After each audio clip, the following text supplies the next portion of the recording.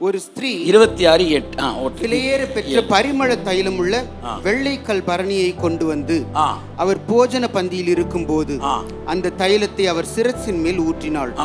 அவருடைய சீஷர்கள் அதை கண்டு விசனம் அடைந்து, இந்த வீண் செலவு என்னத்திற்கு? இந்த தைலத்தை உயர்ந்த விலைக்கு விற்று தரித்திரருக்கு கொடுக்கலாமே என்றார்கள். இது எதுக்கு வீண் செலவு அப்படின்னு சொல்றாங்க. சொன்னது யார்? சீஷர்களே சொன்னாங்க. இன்னும் குடும்பம் பாருங்க.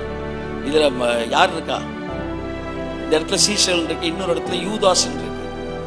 அப்படின்னா யூதாஸா சீஷர்களா அப்படின்னா, யூதாஸ் தொடங்கி விட்டான் இல்லைன்னு சொல்லுங்க. யூதாஸ் பத்த வச்சான். பத்த வச்ச உடனே இந்த அப்ராணி சப்ராணிலாம் சேர்ந்து என்ன செஞ்சிருச்சு?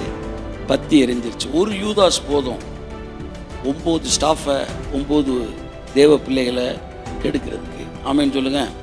ஸோ அவன் பத்த வச்சான்.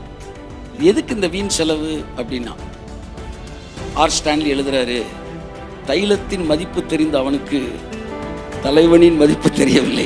கையெழுத்து.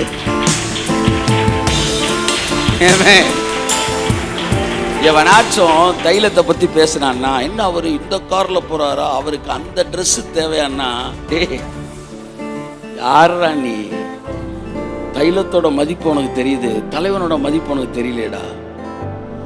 கடவுள் அதெல்லாம் கேட்கறதே கிடையாது என் காதில் சொல்றது. ஆனா சீசர்களுக்குலாம் பேசினாயலாம். அது இன்னொருத்தர் எழுதுறாரு, அதுல யோவான் சேர்ந்து பேசுறான். ஆனா வெளிப்படுத்தின விசேஷத்துல பரலோகமே எந்திரிச்சுன்னு வரவேற்கிறப்ப யோவானுக்குள்ள என்னென்னமா ஓடுது. அதுல ஒண்ணு, இவர் கூட படுத்தோம், இவர் கூட தூங்கணும், இவரா தூரத்துல அப்படி பாக்குறான். அவன் சொல்றான், அதுக்கு முன்னாடி வரைக்கும் நான் அவர் மார்பிலே சாய்ந்திருந்தேன், ஆனா வெளிப்படுத்தல பார்த்த போது செத்தவனை போல பாதத்தில் விழுந்தேன்றான். இவர் கூட தங்கணும். அப்போ இந்த வார்த்தையும் அவனுக்கு மைண்ட்ல ஃபிளாஷ் ஆகுது. இவர் பார்த்தா தைலம் வேஸ்ட்னு சொன்னோம்.